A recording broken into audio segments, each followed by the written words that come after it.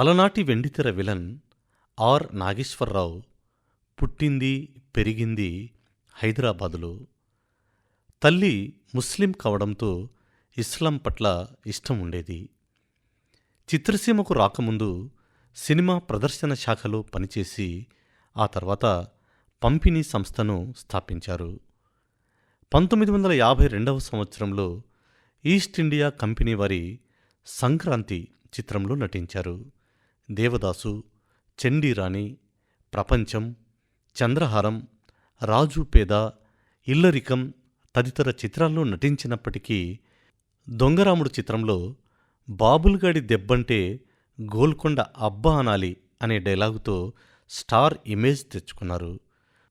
దుశ్శాసనుడిగా మాయాబజార్ సినిమాలో భలేమామ భలే అదే మన తక్షణ కర్తవ్యం డైలాగు కూడా ప్రతి నోట ఊతపదంగా మారింది. ఆర్ నాగేశ్వరరావు మొదటి నుంచి విలాసపురుషుడు.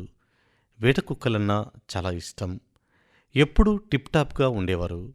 33 ఏళ్ల ప్రాయంలోనే లంగ్ క్యాన్సర్తో 1959వ సంవత్సరం మే నెల 4వ తేదీన మరణించారు. అదే రోజు ఆయన నటించిన శభాష్ రాముడు చిత్రం విడుదలైంది. ఆ చిత్రం మ్యాట్నీ షోలో ఆయన మరణ వార్తను స్లైడ్స్లో చూపించారు.